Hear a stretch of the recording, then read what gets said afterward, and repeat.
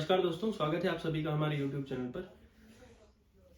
इससे पहले हमने देखिए प्रीवियस वीडियोस में देखा था कि योग अंतराय और विघ्न क्या क्या होते हैं। योग अंतराय और साथ में सहभुवम, ठीक है। योग अंतराय 9 है और सहभुवम 5 है। इससे पहले वाले वीडियो में हम देख चुके हैं कि योग अंतराय कौन कौन से हैं और विक्षेप सहभुवम कौन कौन से हैं। तो देखिए ये एक प्रकार के विघ्न हैं। योग में एक प्रकार की बाधा बनते हैं, इसीलिए इनको विघ्न कहा जाता है। आगे के 2 सूत्रों में पढ़ेंगे कि विघ्न को कैसे दूर करें और चित्त को कैसे शुद्ध करें, ठीक है। देखिए 32वें नंबर का श्लोक है, सूत्र है सॉरी, विघ्न का उपाय बताया है 32वें नंबर के सूत्र में। 32 कहते हैं कि दोनों प्रकार के विघ्नों को दूर करने का उपाय क्या है। तो 32 वाला जो सूत्र है उसमें बताते हैं कि 2 उपाय हैं विघ्नों को दूर करने के। पहला है ईश्वर प्रणिधान और दूसरा है एक तत्व का अभ्यास। देखिए ईश्वर प्रणिधान क्या होता है इसको समझ लेते हैं। ईश्वर प्रणिधान अर्थात ईश्वर की उपासना व आराधना करना। जैसे हम पूजा करते हैं, ईश्वर की भक्ति करते हैं, ठीक है, पूजा अर्चना करते हैं, दीपक जलाते हैं, भजन करते हैं, कीर्तन करते हैं। इस प्रकार से ईश्वर की उपासना को हम क्या कहते हैं, ईश्वर प्रणिधान कहते हैं। एक तत्व का अभ्यास क्या है, किसी एक वस्तु पर बार बार चित्त को स्थिर करने का अभ्यास करना, अर्थात जिसको हम क्या कहते हैं, धारणा। किसी एक वस्तु पर या किसी एक विषय पर जब आप अपने चित्त को बार बार स्थिर करने का प्रयास करते हैं तो उस स्थिति को क्या कहा जाता है, धारणा की स्थिति बनती है। तो देखिए आप किसी एक वस्तु पे या एक विषय पे अपने चित्त को तभी स्थिर कर पाएंगे जब उसके अंदर मलिनता नहीं रहेगी।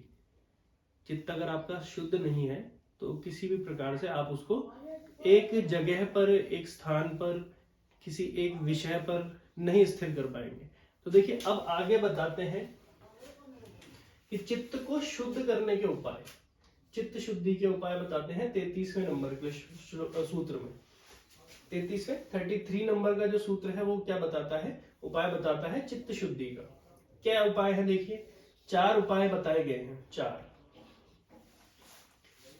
मलिन चित्त स्थिर नहीं होगा तो चित्त निर्मल के लिए 4 उपाय बताए गए हैं। कौन कौन से हैं, पहला है मैत्री, दूसरा है करुणा, तीसरा है मुदिता और चौथा है उपेक्षा।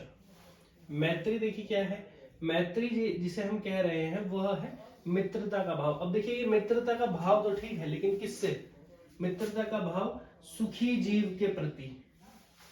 जो भी इस पृथ्वी के ऊपर सुखी जीव हैं, एक सुखी जीवन की को व्यतीत कर रहे हैं, उनके प्रति हमारा जो भाव है वो कैसा होना चाहिए, मित्रता का भाव होना चाहिए। दूसरा है करुणा। करुणा क्या है, दया का भाव है। अब ये दया का भाव किसके प्रति होना चाहिए, कि दुखी जीव के प्रति। जो भी जीव इस पृथ्वी के ऊपर दुखी है या जिसका मन दुखी है, उसके प्रति हमारा कैसा भाव होना चाहिए, करुणा का भाव होना चाहिए। करुणा का भाव मतलब दया का भाव, ठीक है। मुदिता, मुदिता क्या है, देखिए प्रसन्नता का भाव। प्रसन्नता मतलब खुशी। प्रसन्नता का भाव किसके प्रति होना चाहिए, पुण्य आत्माओं के प्रति। जो पुण्य आत्माएं हैं, जिन्होंने पुण्य कर्म किए हैं, उनके प्रति हमारा कैसा भाव होना चाहिए, प्रसन्नता का भाव होना चाहिए। उनके लिए हमको खुश होना चाहिए कि उन्होंने जो है अपने जीवन में कुछ ऐसा किया है जिसके लिए उनको लोग उस प्रकार की जो है उसके लिए लोग उनको उस प्रकार की एक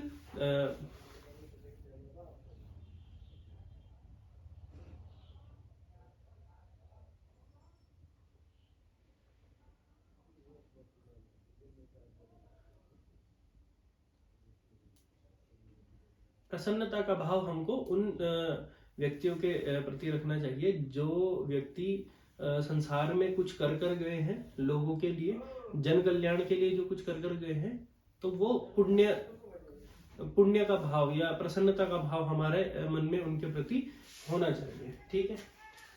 फिर आता है उपेक्षा। उपेक्षा का भाव, उपेक्षा का मतलब इग्नोरेंस होता है। इग्नोरेंस, आपने किसी को अनदेखा करना, उसको क्या कहते हैं, उपेक्षा कहा जाता है। उपेक्षा देखिए किसके प्रति रखनी है, पाप आत्माओं के प्रति हमको उपेक्षा रखनी है।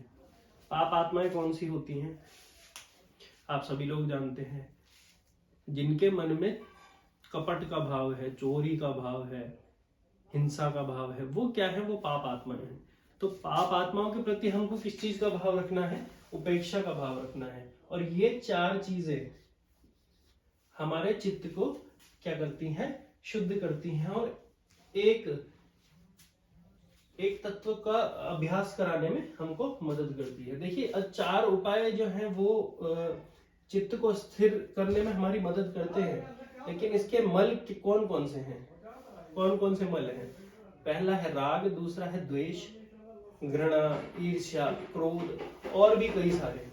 ठीक है, तो चित्त शुद्धि के उपाय यहाँ पे बताए गए हैं कि चित्त शुद्धि के उपाय कौन कौन से हैं? मैत्री, करुणा, मुदिता और उपेक्षा। ठीक है, इसी प्रकार से विघ्नों को दूर करने के 2 उपाय हैं। पहला है ईश्वर प्रणिधान और दूसरा है एक तत्व का अभ्यास अर्थात धारणा। तो ये 2 सूत्र हम आज के लिए इतना ही रखेंगे। आई होप आप सभी को ये समझ में आया होगा। आज के लिए इतना ही रखते हैं, तब तक के लिए धन्यवाद।